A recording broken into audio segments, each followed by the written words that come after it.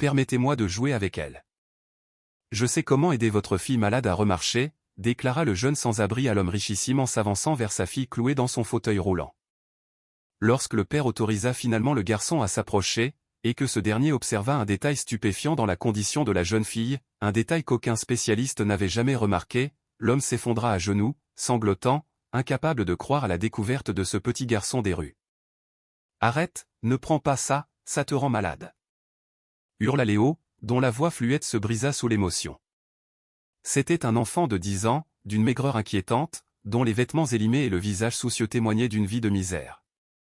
Un sans-abri, oui, mais son cœur immense et fidèle valait bien plus que tous les trésors du monde. Et à cet instant, il mobilisait toutes ses forces pour une seule cause, convaincre sa plus chère amie de ne pas ingérer un comprimé de plus. Chloé, également âgée de 10 ans, était installée dans son fauteuil roulant, son expression empreinte d'une fatigue infinie. C'était une petite fille d'une beauté fragile, avec une peau si pâle qu'on pouvait y deviner le réseau bleuté de ses veines, et des mains si frêles qu'elles semblaient sur le point de se briser. L'après-midi ensoleillé baignait le jardin de la grande maison de campagne d'une lumière dorée, mais rien ne parvenait à effacer l'ombre qui pesait sur elle. Elle serrait la boîte de médicaments contre sa poitrine, y voyant son seul espoir de salut, sa seule promesse d'un lendemain. Elle se tenait là, au cœur du parc arboré de la vaste demeure. Stéphane, son père, apparut soudain, les yeux rougis par une peine contenue. Il s'avança d'un pas vif. « Ne t'approche pas de ma fille, dit-il sur un ton mêlé de panique, puis il tenta de maîtriser son anxiété. Ma fille a une santé très délicate, elle ne peut être exposée à aucune impureté. La seule chose qui parvient à calmer ses souffrances, ce sont ses médicaments. Je regrette, mais il m'est impossible de te laisser l'approcher. » Il s'interposa sans attendre entre l'enfant et sa fille, formant une barrière protectrice de son corps, et attira Chloé contre lui, la protégeant comme si elle était une flamme fragile menacée par le vent. Sa respiration était saccadée, et d'une voix étranglée par l'angoisse, il supplia « Je t'en prie, va-t'en. Je ne peux pas prendre le risque qu'elle soit encore plus malade. » Le jeune sans-abri inclina la tête, sentant son cœur se fendre. Son unique désir était de jouer avec son amie comme il le faisait avant, mais la santé de celle-ci se détériorait de plus en plus sans que personne n'en comprenne la raison. Il inspira longuement, essayant de maîtriser les larmes qui lui montaient aux yeux. « Vous ne saisissez donc pas ? Je ne lui veux aucun mal. Je veux juste la revoir sourire, jouer comme on le faisait tout le temps. » Le garçon releva la tête, son regard brillant d'une sincérité poignante. « Mais chaque jour qui passe, malgré ses comprimés, elle va de plus en plus mal. Je vous en supplie, écoutez-moi, monsieur. Je peux l'aider, je peux la faire remarcher. » Le père de la fillette resta figé. La force des paroles de cet enfant l'ébranlait. Le millionnaire fixa les yeux de Léo et, un court instant, y perçut une vérité indéniable. Ce garçon ne possédait rien sinon sa propre honnêteté, mais une terrible incertitude dévorait Stéphane. Comment pouvait-il faire davantage confiance à un enfant de la rue qu'à une équipe de médecins réputés, grassement payés? Stéphane prit une grande inspiration, sa voix à peine un murmure, mais il s'efforça de rester ferme. « Je te demande pardon, mon garçon. Je sais que tu tiens à ma fille et je partage ta frustration. Mais que peux-tu bien connaître de la maladie de Chloé? Tu n'es qu'un enfant. » Il s'interrompit, réajusta la couverture sur les jambes de sa fille dans le fauteuil roulant et continua d'une voix nouée, « J'aimerais tellement que tu dises vrai. J'aimerais que ma petite fille puisse à nouveau gambader, mais ça n'arrivera pas si elle cesse son traitement. » Un lourd silence tomba sur le jardin. Seul le gazouillis lointain des oiseaux rompait la tension.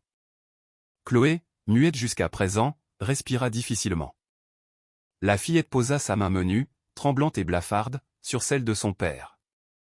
Sa voix s'éleva, faible mais résolue, « Mais papa, si ces médicaments doivent me guérir, pourquoi est-ce que je me sens plus faible de jour en jour? Pourquoi est-ce que je ne vais pas mieux et ne peux pas remarcher pour jouer avec Léo ?» Les mots de Chloé frappèrent le millionnaire en plein cœur. Stéphane déglutit, incapable de formuler une réponse. Comment faire comprendre à une enfant qu'il s'agissait d'un traitement long et incertain, qui ne lui apporterait peut-être jamais la guérison tant espérée? Il inspira à fond, caressant la joue de sa fille, et essaya de se reprendre. « Mon ange, ta maladie ne se guérit pas aussi vite que papa le souhaiterait. Il nous faut attendre. C'est long. Et pendant ce temps, tu peux te sentir plus mal. C'est ce que le docteur a expliqué. Léo sentit une vague de désespoir l'envahir.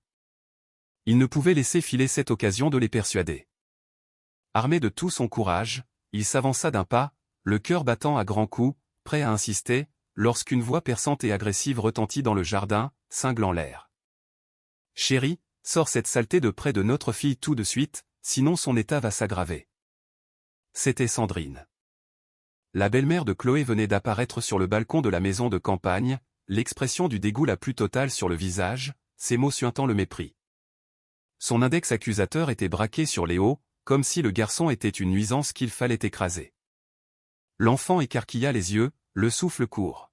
« Je ne fais rien de mal. » s'écria-t-il. Mais le millionnaire, sous pression, ne souhaitait pas faire durer la scène. Il se tourna vers Léo, le visage marqué par la douleur et la résolution. « Garçon, je t'en prie, pars. Ma fille se nourrit de faux espoirs à cause de tes paroles. Mon épouse elle-même est à cran à cause de ta présence, terrifiée à l'idée que l'état de Chloé s'aggrave. Tu es couvert de crasse, tu ne peux que nuire à ma fille. Sa santé est si précaire. » Sa voix fut plus tranchante qu'il ne l'aurait voulu. Le millionnaire baissa le regard, écrasé par le poids de sa décision, et ajouta, « Je t'en prie, va-t'en. Cesse de te préoccuper du bien-être de ma fille. Avec le traitement, elle ira mieux. Si tu veux vraiment sa guérison, alors disparais. » Le silence reprit ses droits. Léo, immobile, le souffle court, sentit les paroles de l'homme le poignarder. Ses yeux humides croisèrent le regard de Chloé, qui semblait le supplier de ne pas renoncer.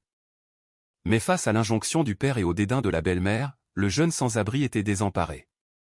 Ses mots semblaient se heurter à une forteresse imprenable, n'atteignant jamais Stéphane. L'arrivée de Sandrine avait tout envenimé.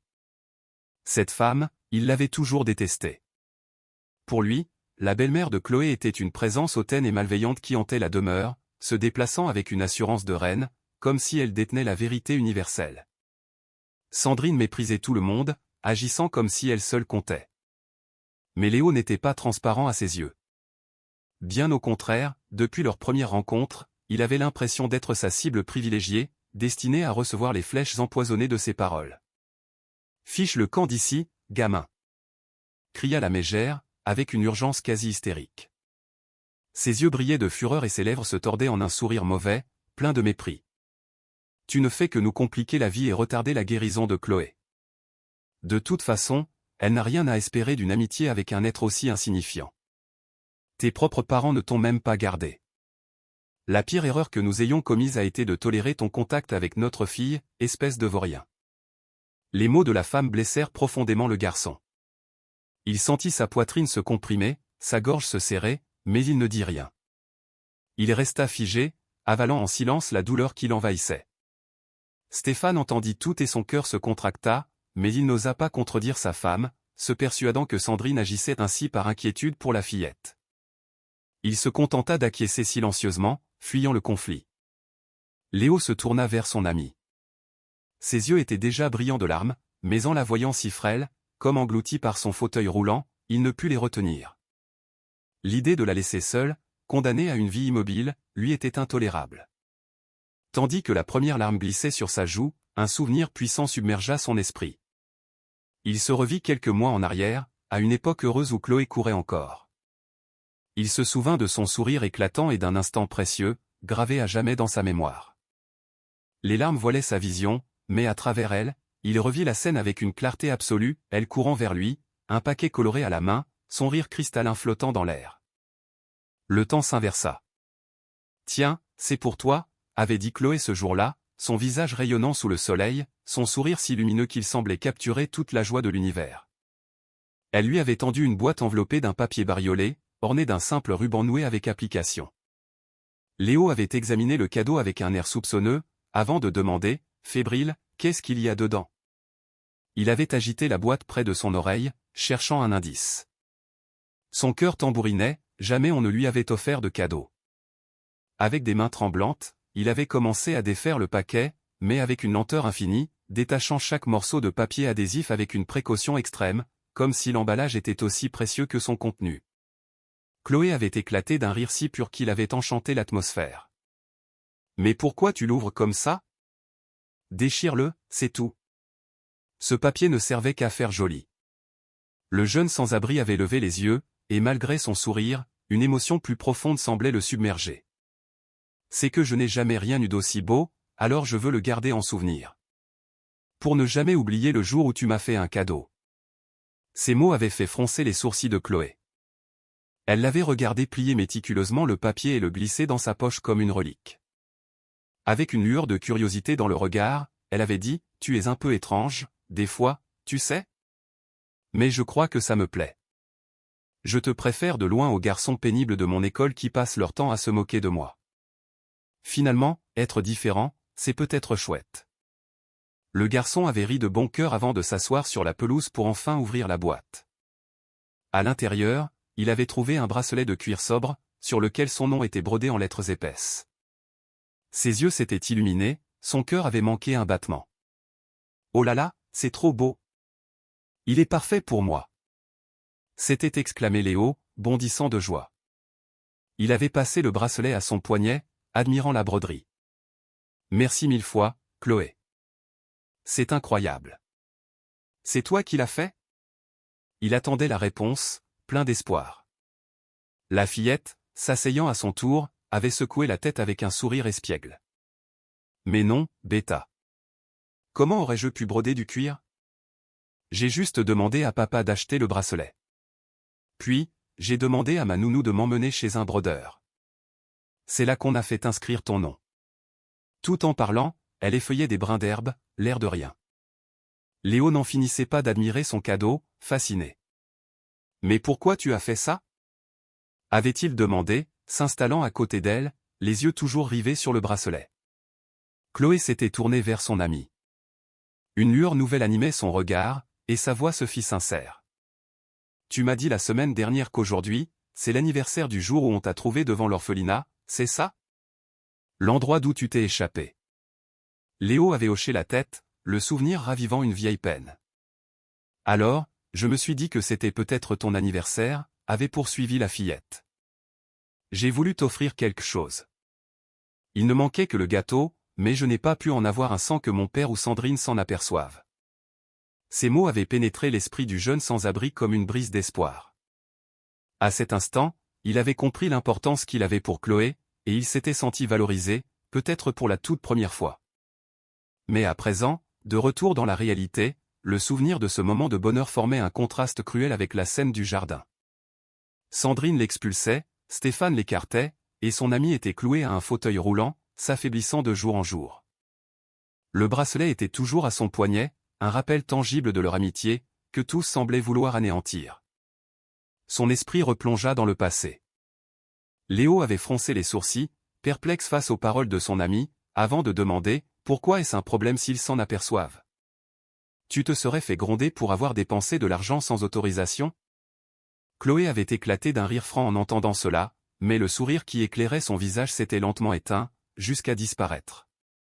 La fillette avait soupiré, crispant ses doigts sur le tissu de sa robe, comme si elle craignait de confier un lourd secret. « Mais non, triple idiot. Mon père se fiche que je dépense de l'argent, surtout celui de ma tirelire. Le problème n'est pas le montant, mais la raison de la dépense. » Léo avait penché la tête, intrigué. L'expression de Chloé avait changé.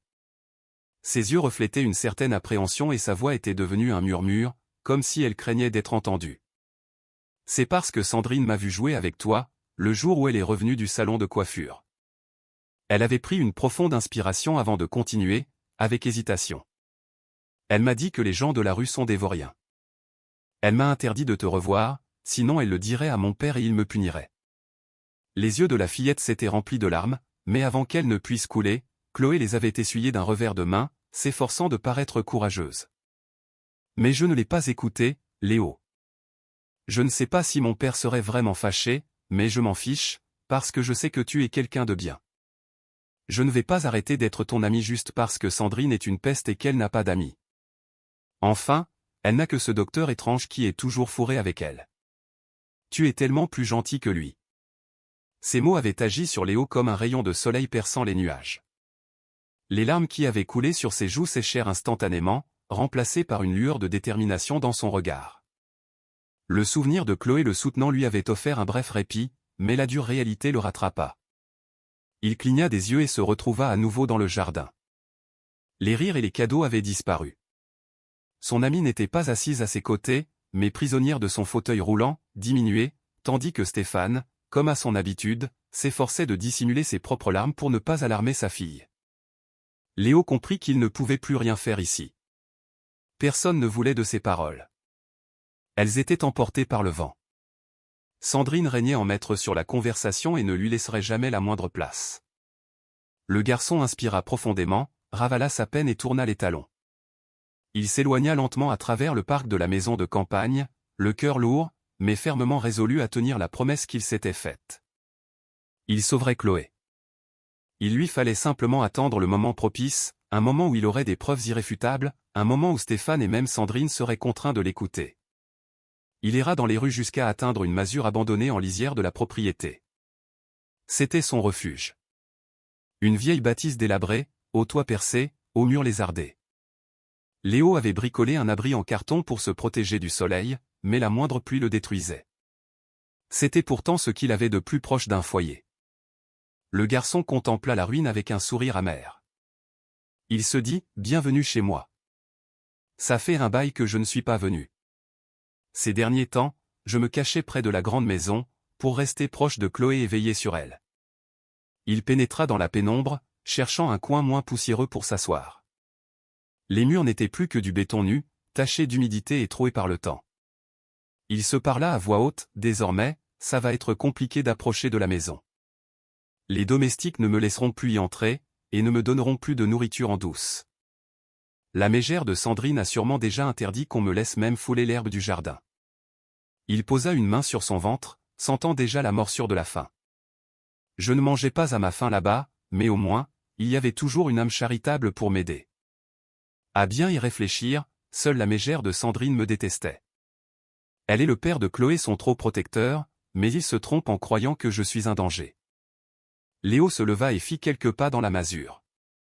Il parvint à une pièce obscure où se trouvait son lit de fortune, un amas de vieux coussins récupérés et une mince couverture, couverte de pièces cousues avec du fil rose. C'était son seul réconfort durant les nuits fraîches, même si cela ne suffisait pas toujours. Il s'approcha, effleura le tissu et observa les coutures. Un faible sourire se dessina sur ses lèvres, vite chassé par de nouvelles larmes. Cette couverture avait une histoire.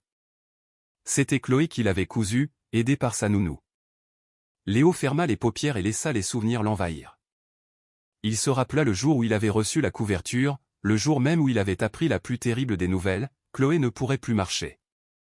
Les fils colorés et irréguliers de la couture étaient comme le fil de ses souvenirs. C'était une journée radieuse.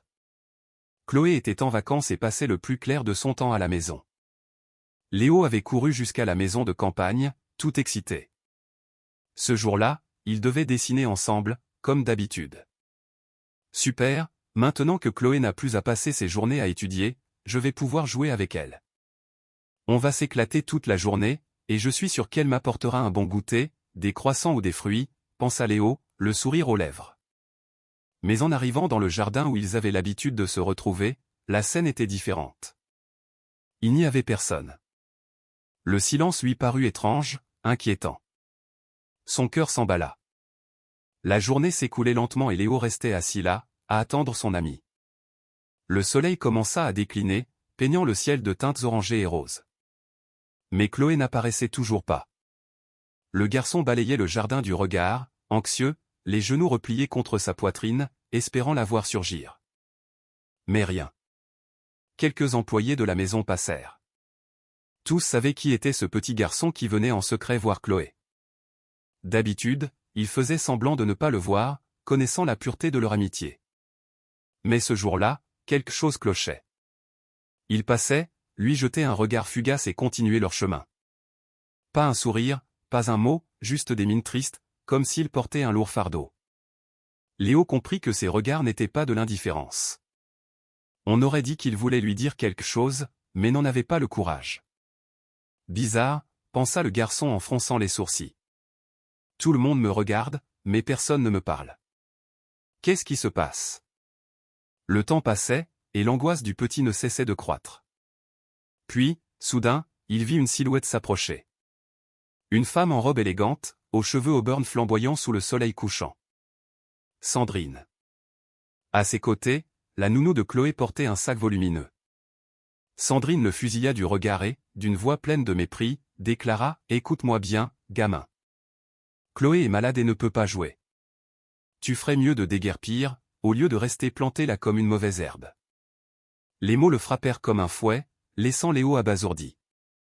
Il sentit son cœur battre la chamade, les questions se bousculant dans sa tête. Comment ça, Chloé est malade? Qu'est-il arrivé? Pourquoi personne ne m'a rien dit? Il tenta de parler, mais aucun son ne sortit. Il parvint finalement à articuler, paniqué, comment ça? Chloé est malade. Qu'est-ce qu'elle a? Dites-le-moi, je vous en prie. Mais Sandrine ne daigna même pas le regarder. Elle détourna la tête, lissa ses cheveux avec arrogance et répondit froidement, personne ne sait exactement ce qu'elle a. Tout ce qu'on sait, c'est que sa maladie l'a rendue hypersensible aux microbes, et donc, elle ne peut pas être en contact avec quelqu'un d'aussi sale que toi. Rends-nous service. Ne t'approche plus de cette maison. La cruauté de ses paroles heurta le petit sans-abri de plein fouet. Il s'effondra à genoux, le corps secoué de tremblements. De toute sa vie, il n'avait jamais eu de véritable ami. Et maintenant, sa seule et unique amie était malade, si faible qu'elle ne pourrait plus jouer avec lui. La douleur qu'il ressentit à cet instant lui parut insurmontable. Sandrine se contenta de relever le menton et de poursuivre son chemin, l'ignorant comme s'il n'était qu'un détritus sur sa pelouse immaculée. Mais la nounou, qui avait assisté à la scène, ne put se montrer aussi insensible. Ses yeux étaient embués et ses mains tremblaient. Elle s'approcha lentement du garçon et lui tendit le sac qu'elle portait. Léo leva un regard interrogateur. « Qu'est-ce que c'est » demanda-t-il d'une voix étouffée. Monique, la nounou, prit une profonde inspiration pour retenir ses larmes et répondit à voix basse, « Hier soir, Chloé m'a demandé de prendre plusieurs de ses vieilles couvertures et de les coudre ensemble. Elle a dit qu'elle avait un ami qui n'avait rien pour se couvrir et qu'elle voulait lui faire un cadeau. » Léo écarquilla les yeux en ouvrant le sac. À l'intérieur, il y avait une couverture faite de morceaux de tissu assemblés avec du fil rose, la couleur préférée de Chloé. Il la serra contre sa poitrine et se mit à pleurer à chaudes larmes. Elle a pensé à moi, même malade. Elle a quand même pensé à moi, murmura-t-il entre deux sanglots, ses larmes tachant le cadeau. La nounou s'éclipsa sans un mot. Léo resta seul, submergé par le chagrin, mais une force en lui refusait d'accepter cette séparation. Quand la nuit fut tombée et que le personnel se fut retiré, le garçon prit une résolution. Il attendit que la maison de campagne soit plongée dans le sommeil et, au cœur de la nuit, il quitta sa cachette. Se faufilant sans un bruit, il contourna la bâtisse jusqu'à la fenêtre de la chambre de Chloé. Le hic, c'est que la chambre était au 3e étage. L'escalader par l'extérieur était une entreprise périlleuse, quasi impossible pour un enfant de sa taille. Mais la peur ne l'arrêta pas. Léo inspira profondément, coinça le sac avec la couverture entre ses dents et se dit « Je veux la voir, ne serait-ce qu'une dernière fois. C'est ma seule amie. Je ne peux pas la laisser tomber maintenant, alors qu'elle a le plus besoin de moi. » Résolu, le garçon entama l'ascension des murs de la demeure. Ses pieds trouvaient prise sur de minuscules rebords. Ses mains s'agrippaient à des aspérités à peine visibles. Son cœur battait la chamade, mais il ne regardait pas en bas. Chaque mètre gagné le rapprochait de Chloé. Il atteignit enfin la fenêtre. Essoufflé, il se hissa sur le rebord et regarda à l'intérieur. La scène qui s'offrit à lui coupa le souffle. Chloé était là, dans son fauteuil roulant, plus livide que jamais, des larmes silencieuses ruisselant sur ses joues. Stéphane, son père, était à genoux près d'elle, l'enlaçant avec force, essayant de la calmer, mais ses propres yeux étaient rougis, trahissant une peine immense. D'une voix brisée, le père essayait de la réconforter. « Calme-toi, ma puce. Je suis certain que tu vas guérir. Je ferai tout mon possible.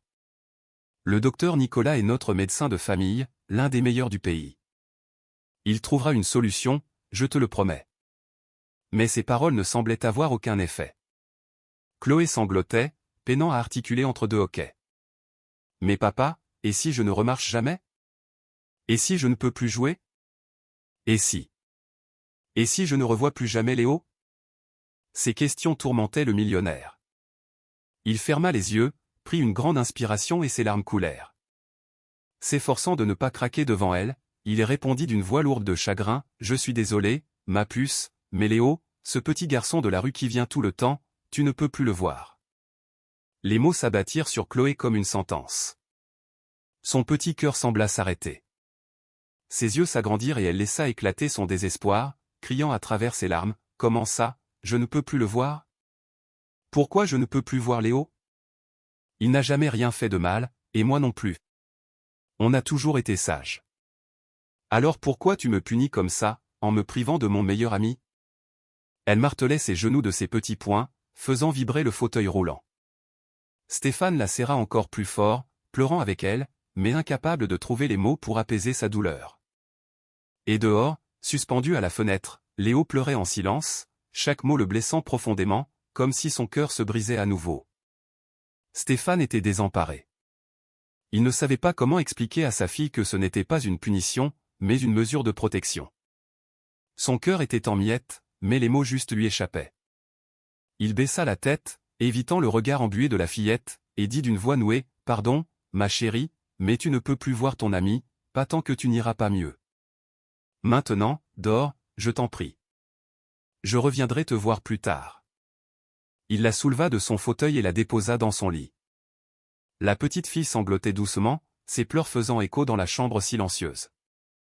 Stéphane respira profondément, jeta un dernier regard à sa fille et, avant de refermer la porte, lui adressa un sourire plein de tristesse. Puis il sortit, laissant derrière lui le son fragile des sanglots d'un enfant. C'est à cet instant que Léo, caché dehors, saisit sa chance.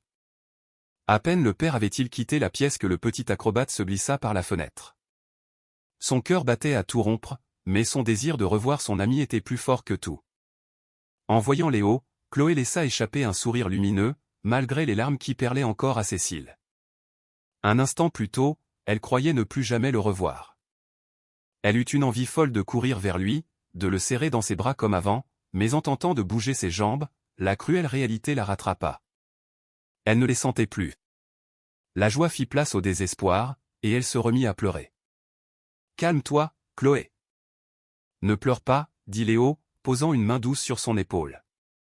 Sa voix, à la fois tendre et assurée, semblait vouloir lui insuffler tout l'espoir du monde. « Ton père est un homme intelligent et il a sûrement raison. Tu vas remarcher. J'en suis certain. Ne sois pas triste. Très bientôt, tu pourras de nouveau jouer dehors. » La fillette sanglota, essayant de se calmer, mais sa peur était trop forte. « Mais Léo, je n'aurai plus le droit de te voir tant que je serai malade. Mon père me l'a interdit juste à cause de ça. Il me punit alors que je n'ai rien fait. » Le garçon sentit un nœud se former dans sa poitrine. Ce n'était pas la faim, qu'il connaissait bien.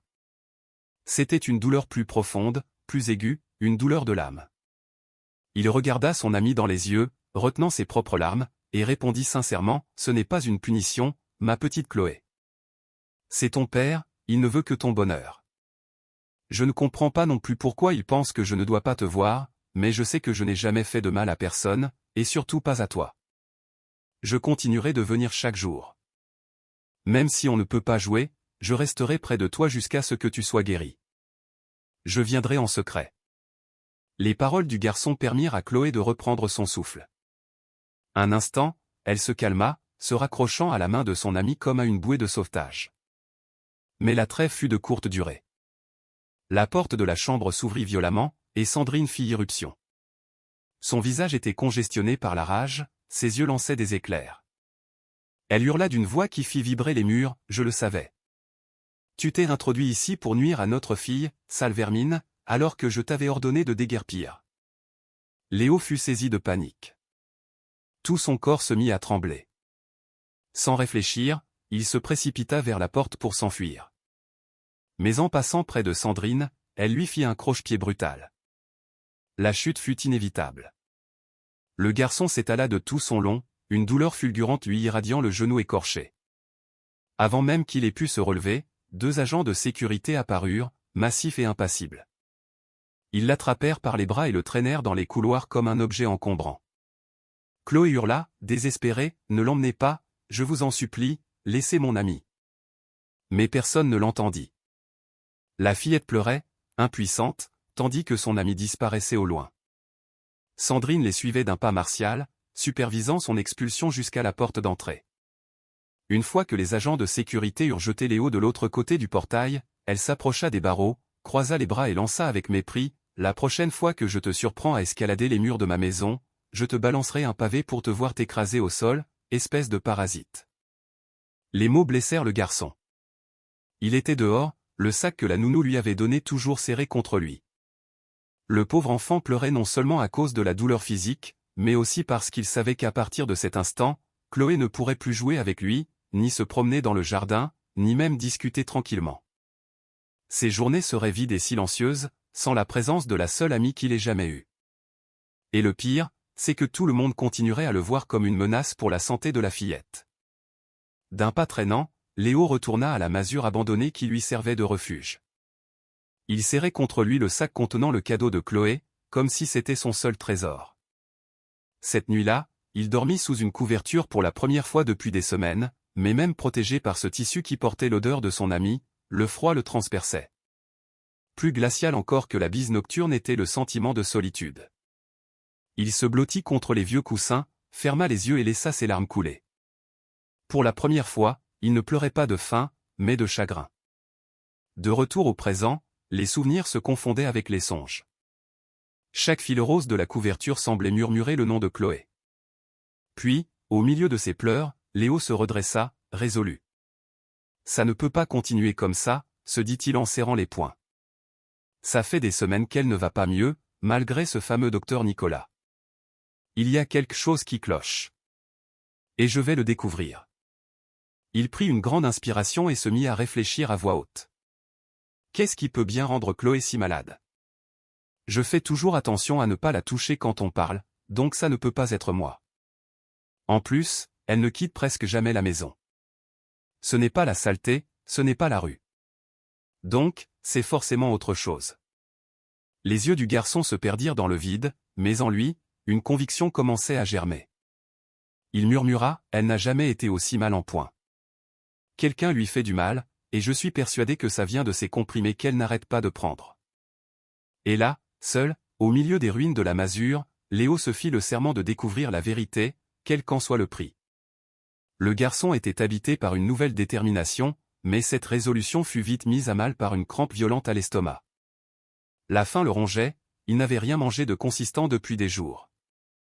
Auparavant, c'était Chloé qui partageait son goûter avec lui apportant des fruits ou des biscuits qu'elle subtilisait dans les cuisines de la grande maison. Mais maintenant qu'il était banni, il n'y avait plus personne pour l'aider. Il se souvenait de la manière dont elle veillait sur lui, malgré sa propre fragilité. Et lui, en retour, avait toujours été son protecteur, son gardien. Désormais séparés, ils ne pouvaient plus compter l'un sur l'autre, ils étaient seuls. Avec effort, Léo se mit debout, le corps affaibli, les jambes tremblantes. Il se dirigea vers le terrain vague devant la masure, là où les gens déposaient leurs ordures. L'espoir était mince, mais il devait essayer. Je ne pourrai aider personne si je meurs d'inanition, pensa-t-il en inspirant profondément. Je vais trouver de quoi manger, et en même temps réfléchir à un plan pour aider Chloé.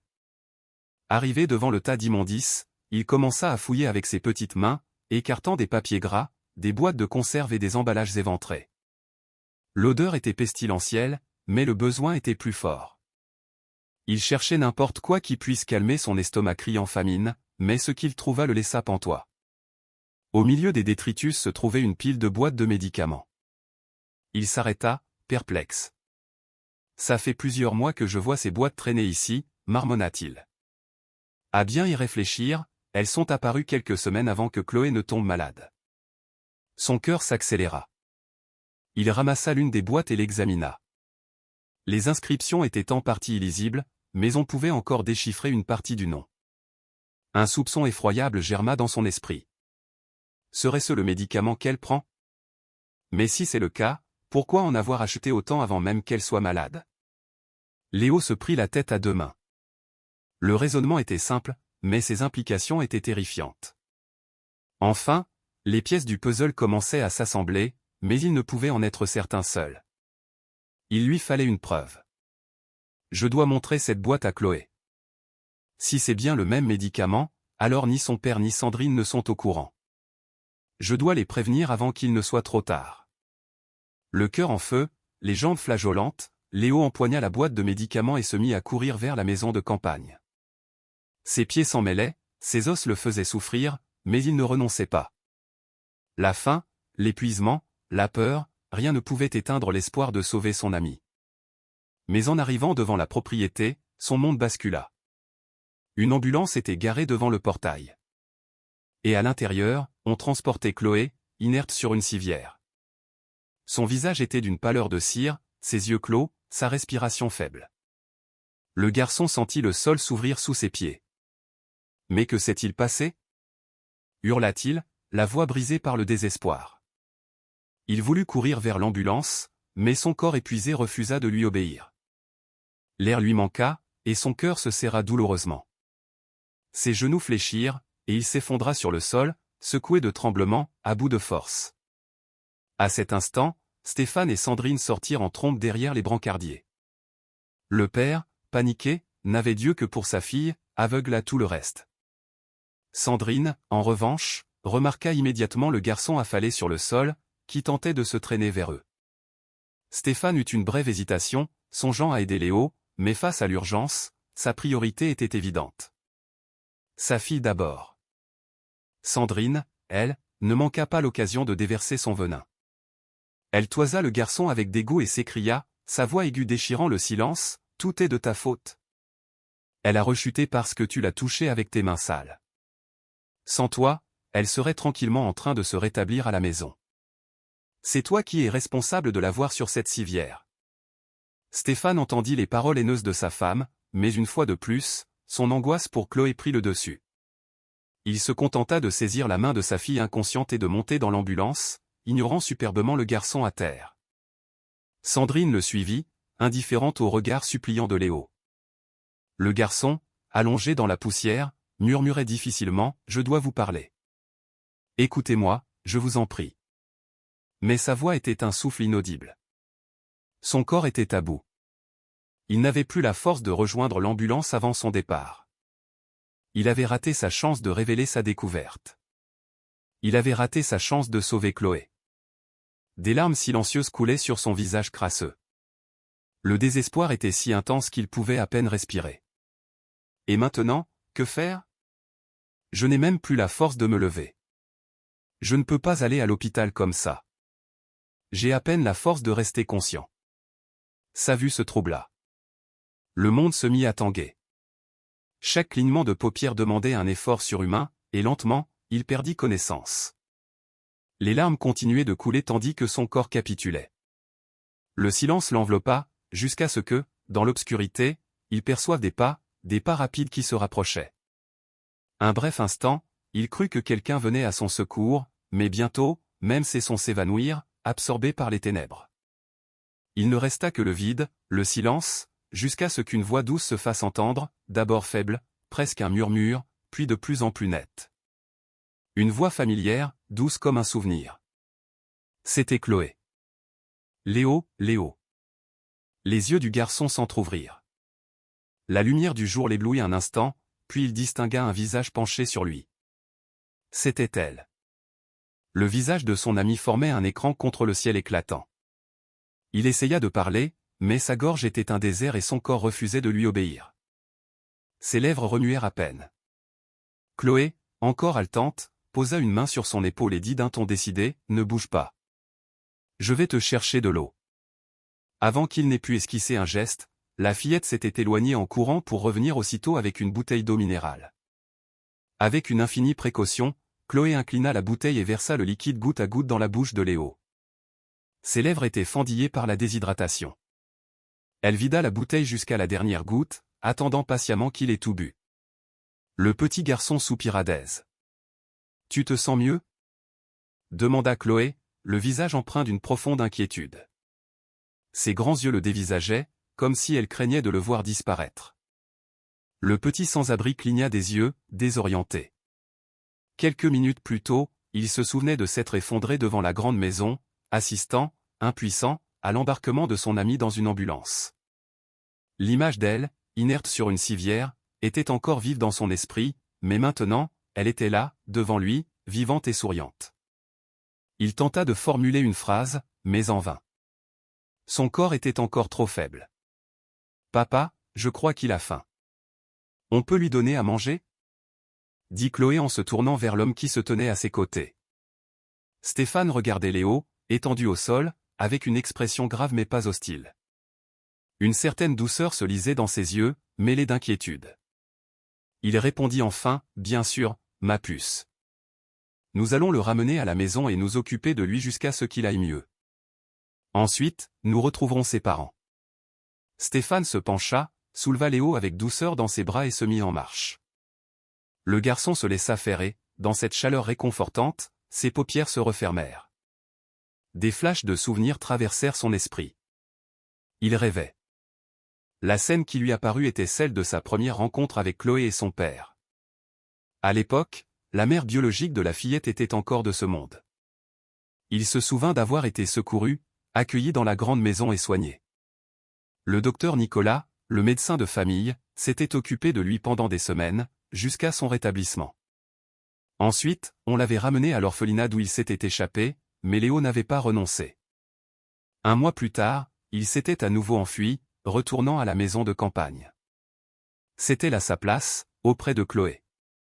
Peu après, la mère de la fillette était décédée, et le vide laissé avait été comblé par l'arrivée de Sandrine, la belle-mère. Léo se rappelait chaque détail, son mariage avec Stéphane, ses regards toujours méprisants, et le jour terrible où Chloé avait perdu l'usage de ses jambes. Il n'était pas qu'un ami de passage, il se sentait membre de cette famille, même si personne d'autre ne le voyait ainsi. Quand il rouvrit les yeux, il ne rêvait plus. Il n'était ni dans les bras de Stéphane, ni sur le sol froid. Il était dans un hôpital. « Où suis-je » murmura-t-il, contemplant le plafond blanc et les néons. Il leva le bras et vit les tubes de la perfusion. Son corps était toujours frêle, mais une nouvelle énergie semblait circuler en lui, bien différente de l'épuisement total qu'il avait ressenti. Le bip régulier des moniteurs lui parvint aux oreilles. Il tourna la tête et vit un calendrier accroché au mur. Ses yeux s'agrandirent. 5 jours ? 5 jours ont passé depuis que Chloé a été emmenée ? Non, c'est impossible. Le désespoir le submergea. Il se leva d'un bond, arrachant les perfusions sans se soucier de la douleur.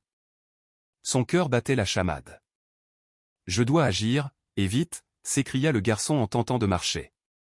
Il fit un pas, trébucha et tomba. Il était encore trop faible. Il prit une profonde inspiration, s'agrippa au mur et commença à se traîner dans le couloir. Chaque mouvement était un supplice. Ses muscles le brûlaient. Ses jambes tremblaient, menaçant de le lâcher. Mais il n'abandonnait pas. Il tomba plusieurs fois, s'écorchant les bras. Mais à chaque fois, il se relevait, s'appuyant au mur et continuant d'avancer. « Je dois la trouver. Je dois voir Chloé », se répétait-il pour garder courage. Par miracle, il ne croisa ni médecin ni infirmier, mais chaque bruit de pas le faisait sursauter, de peur d'être découvert. Le couloir semblait s'étirer à l'infini. Pourtant, mu par le seul espoir, il atteignit enfin sa destination. Devant une porte de chambre d'hôpital se trouvait un petit banc en plastique. Assis là, le dos voûté, les mains jointes, se tenait Stéphane. L'homme semblait porter toute la misère du monde sur ses épaules. Son regard vide, fixé sur le sol, témoignait de son immense détresse. Léo respira profondément et murmura d'une voix faible, « Monsieur Stéphane ». Mais sa voix était si ténue que l'homme ne l'entendit pas. Il se traîna un peu plus près, le corps en feu. « Monsieur Stéphane », répéta-t-il un peu plus fort, mais toujours sans assez de force. Le millionnaire restait plongé dans ses sombres pensées. Le garçon était sur le point de l'atteindre quand une main puissante lui agrippa le bras. Il fut tiré violemment dans un recoin sombre du couloir. « Aïe !» cria-t-il de douleur en heurtant le mur. Le choc acheva de vider ses dernières réserves d'énergie. Il était plongé dans l'obscurité, ne distinguant qu'une silhouette devant lui. Son cœur s'emballa, puis une voix retentit. Une voix de femme, cinglante, inoubliable. « Qu'est-ce que tu fabriques ici, gamin ?» Son sang se figea dans ses veines. Même affaibli, il ne pouvait pas se tromper. C'était Sandrine. Essoufflé, Léo puisa dans ses dernières ressources pour répondre d'une voix brisée, « Madame Sandrine, je suis seulement là pour vous dire quelque chose de très important. J'ai découvert quelque chose de grave à propos de la maladie de Chloé. » Il parla vite, avec l'énergie du désespoir, craignant de perdre connaissance. « Qu'est-ce qu'un avorton de ton espèce pourrait bien savoir sur une chose aussi sérieuse que la maladie de notre fille? Tu n'as jamais mis les pieds dans une école, que je sache. » Alors une faculté de médecine, n'en parlons pas, rétorqua Sandrine, le doigt pointé sur son visage. Ses traits étaient durs, ses yeux lançaient des éclairs de mépris.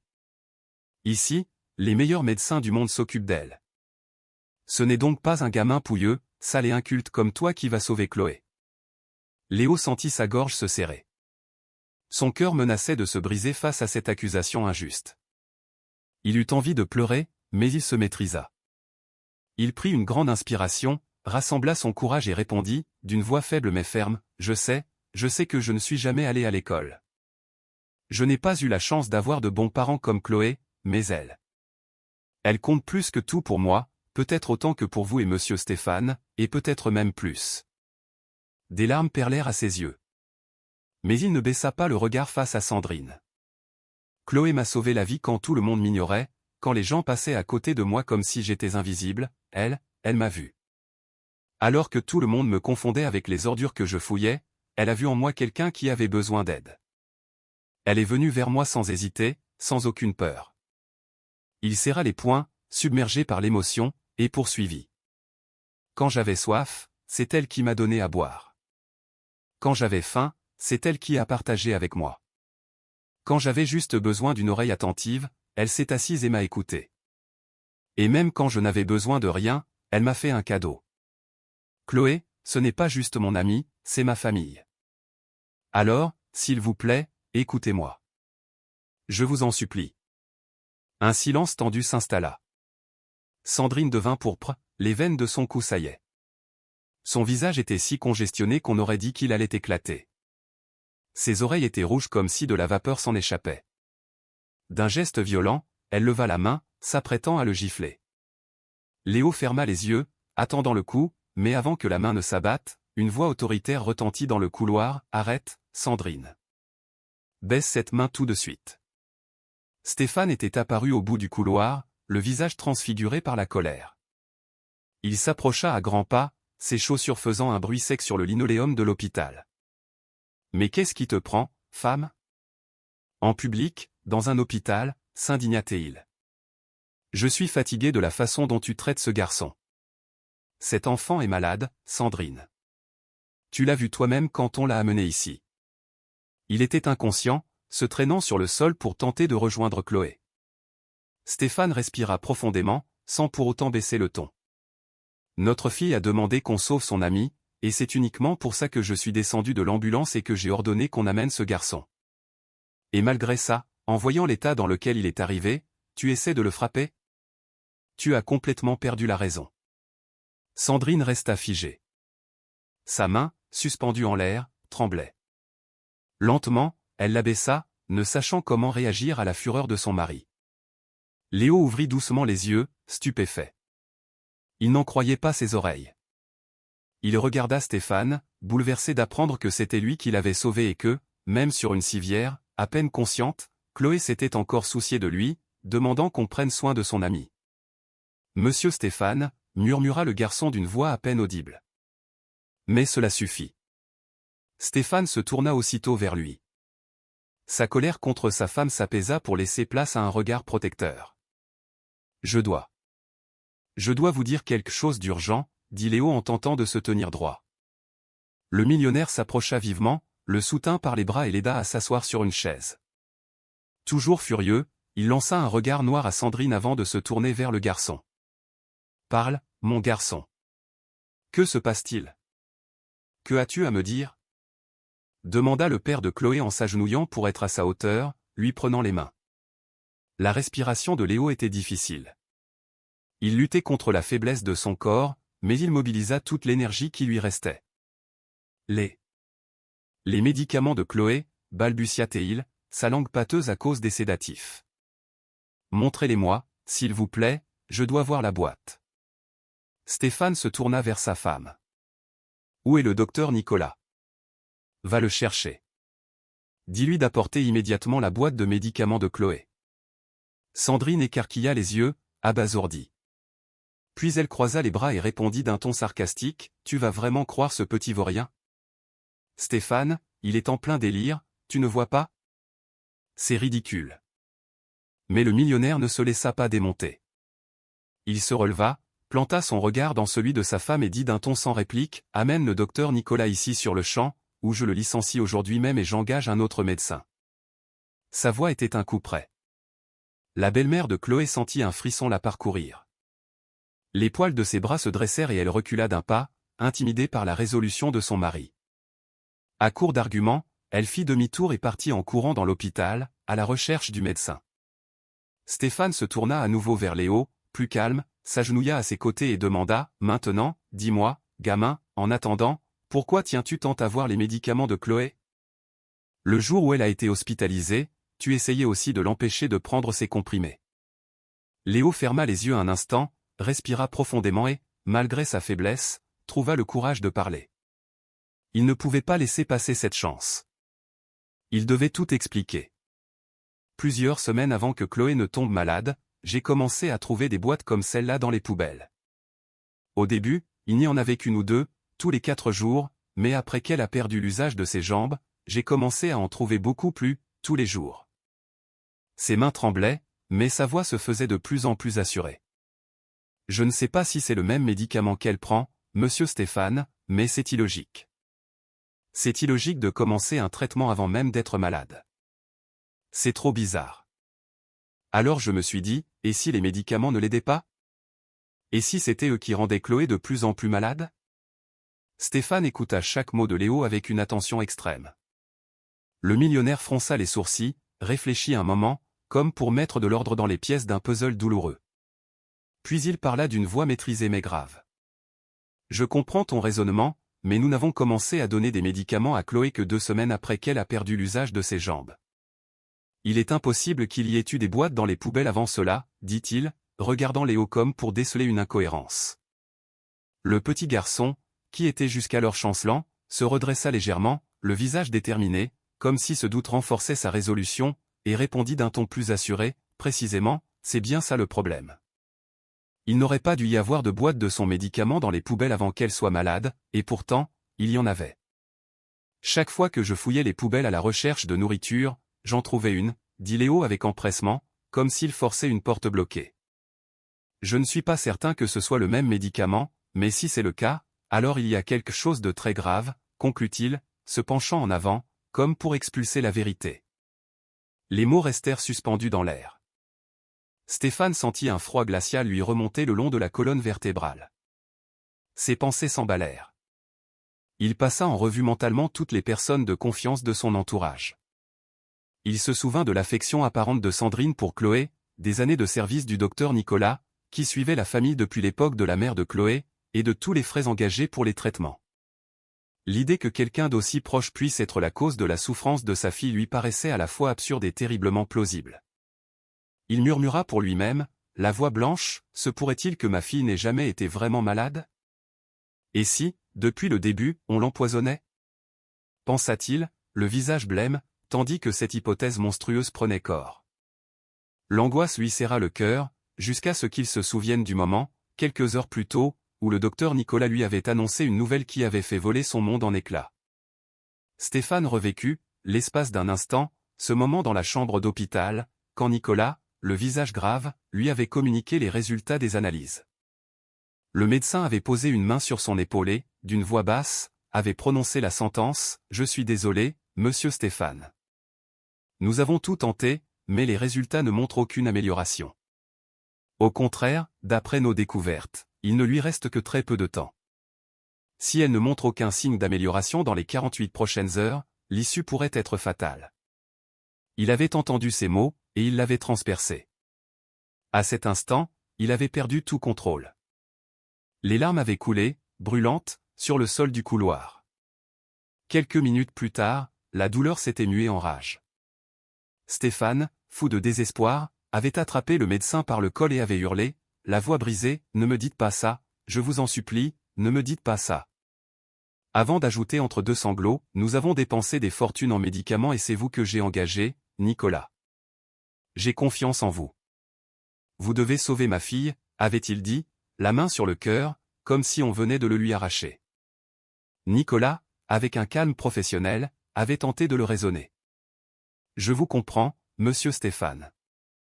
Je suis le médecin de votre famille depuis des années et je partage votre douleur de perdre une patiente, avait dit le docteur. Mais cela n'avait fait qu'attiser la fureur du père.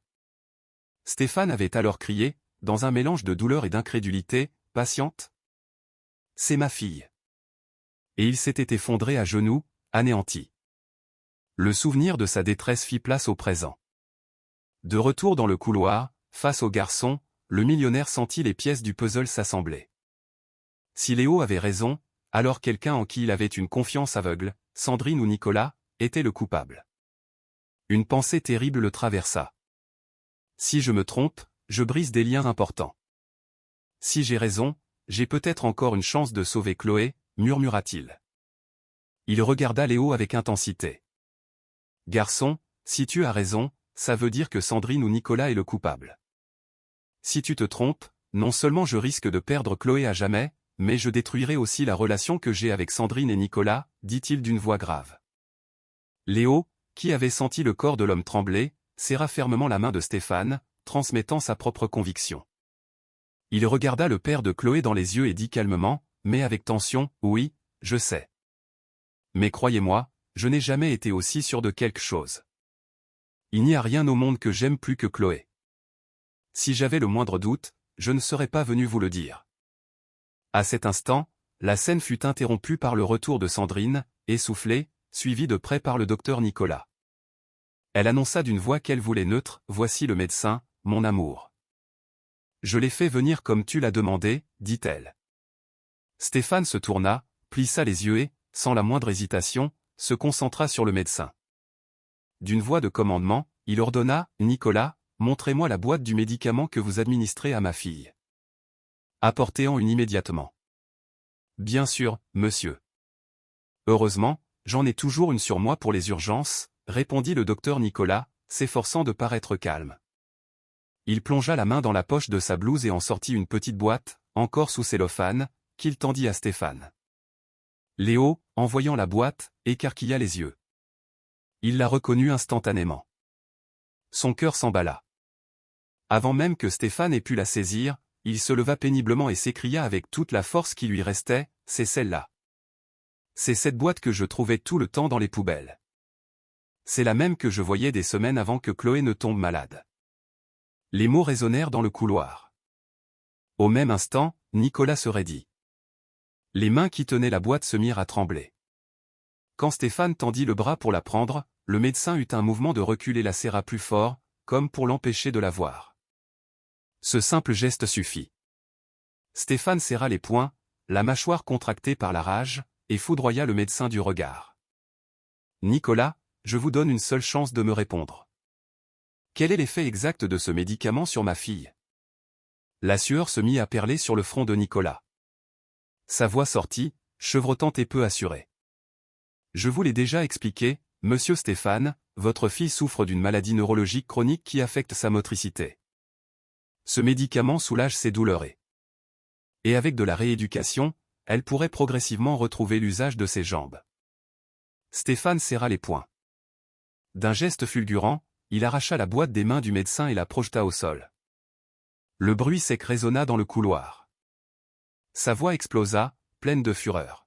« Alors expliquez-moi pourquoi on trouvait déjà ces boîtes dans les poubelles de ma propriété avant même qu'elle ne perde l'usage de ses jambes. » Nicolas blêmit, recula d'un pas, incapable de répondre.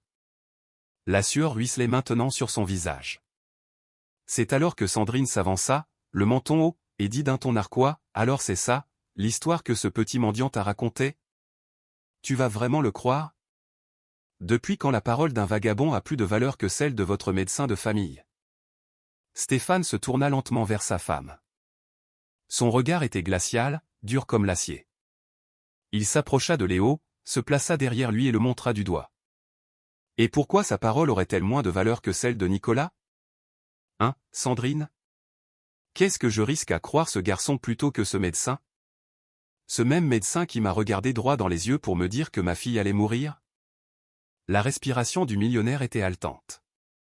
Sa voix se fit encore plus tranchante. Je vais continuer à croire Léo, et la seule chose qui me trouble ici, c'est ton acharnement à défendre Nicolas, Sandrine. Un silence de mort tomba dans le couloir. Sandrine se figea. Nicolas aussi. Le médecin ouvrit la bouche pour protester, mais Stéphane ne lui en laissa pas le temps. Il lui enfonça un doigt dans la poitrine et rugit, « Chloé n'a plus besoin de ce médicament.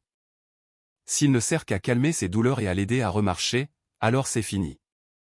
Écoutez-moi bien, Nicolas, vous êtes renvoyé, et je vais faire appel à un autre médecin pour de nouvelles analyses.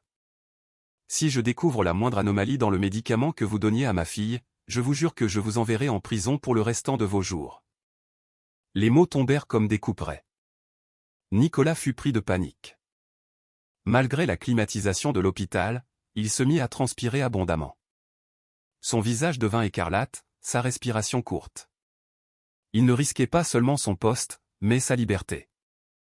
Acculé, il fit ce que font les lâches. Il supplia. « Je vous en prie, monsieur Stéphane, je jure que ce n'est pas ma faute. On m'a forcé à le faire. Je vous le promets. Je peux guérir Chloé, mais s'il vous plaît, ne me dénoncez pas. » Stéphane écarquilla les yeux. Sa fureur redoubla. « Comment ça, on vous a forcé? Qui vous a forcé à empoisonner ma fille? » C'est à cet instant qu'il remarqua Sandrine qui tentait de s'éclipser en douce. Le millionnaire la montra du doigt, incrédule. « Ne me dites pas que c'est elle. Ne me dites pas que c'est Sandrine qui vous a forcé à empoisonner ma fille. » Le médecin prit une grande inspiration, au bord de la crise de nerfs, et lâcha le morceau. « Si. C'est elle.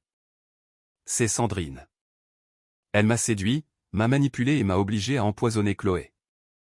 Tout ça pour que la petite n'ait pas d'avenir, pour qu'elle soit la seule héritière de votre fortune. » Le sol sembla s'effondrer. Léo porta la main à sa bouche, horrifié. Même si Sandrine l'avait toujours maltraité, il n'aurait jamais cru qu'elle pût être capable d'une telle monstruosité. Stéphane ne se contrôlait plus. Son visage était congestionné, les veines de son cou saillantes. Son cri fut si puissant que tout l'hôpital l'entendit. « Appelez la sécurité.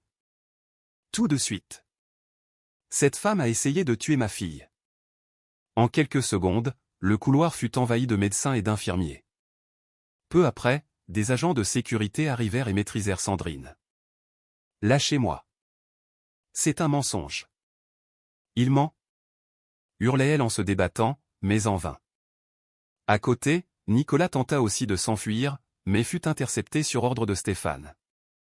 On les emmena tous les deux dans une pièce à part, en attendant l'arrivée de la police. Léo sentit enfin un poids immense quitter sa poitrine. Après tout ce qu'il avait enduré, les cris, les humiliations, la douleur, sa voix avait enfin été entendue. Il avait réussi à alerter Stéphane, à faire éclater la vérité. Des larmes se mirent à couler sur ses joues, mais cette fois, c'étaient des larmes de soulagement. « Enfin, Chloé va guérir, » murmura le garçon en pressant sa main sur son cœur. La douleur qu'il portait semblait enfin s'estomper. Il n'avait plus si peur de la perdre. Au contraire, son cœur battait d'impatience. Impatient de la revoir sourire. Impatient de la voir un jour debout, marchant et courant comme autrefois. Stéphane respira profondément, sentant le poids de la trahison qui lui avait brisé le cœur. Mais au milieu de cette douleur, une consolation immense l'habitait. Il allait enfin retrouver sa fille. L'espoir de la voir remarcher éclipsait tout le reste. Le temps s'écoula. 2 jours après ces révélations, Chloé se réveilla. Elle était encore faible, mais quelque chose avait changé. Son teint était plus coloré, son regard plus alerte. Pour la première fois depuis des mois, la fillette semblait en bonne santé. Les semaines passèrent, et son corps se renforça progressivement. Chloé commença à retrouver des sensations dans ses jambes. Au début, chaque mouvement était un effort, chaque pas une victoire. Mais quelques mois après l'arrêt des médicaments empoisonnés, elle parvint enfin à se tenir debout seule. Elle marchait lentement, avec une légère difficulté, mais elle marchait. Et pour Stéphane et Léo, c'était un miracle. Pendant ce temps, Nicolas et Sandrine connurent un sort bien différent. Ils furent tous deux jugés. Les analyses confirmèrent la terrible vérité. Le médicament prescrit par le médecin était un poison qui détruisait lentement le système nerveux de la fillette, avec l'intention de la paralyser puis de la tuer. Au cours du procès, une autre révélation sordide fit surface. La mère de Chloé avait reçu le même traitement. Le plan diabolique était d'étendre le poison, d'éliminer Stéphane pour que Sandrine devienne l'unique héritière. Le tribunal fut sans pitié. Pour avoir collaboré, Nicolas fut condamné à 30 ans de réclusion. Sandrine, en tant qu'instigatrice, écopa de 60 ans. La femme qui convoitait la fortune de Stéphane finirait ses jours en prison. Et Léo, le garçon que personne ne croyait, qui avait été traité comme un paria, se révéla être le véritable héros.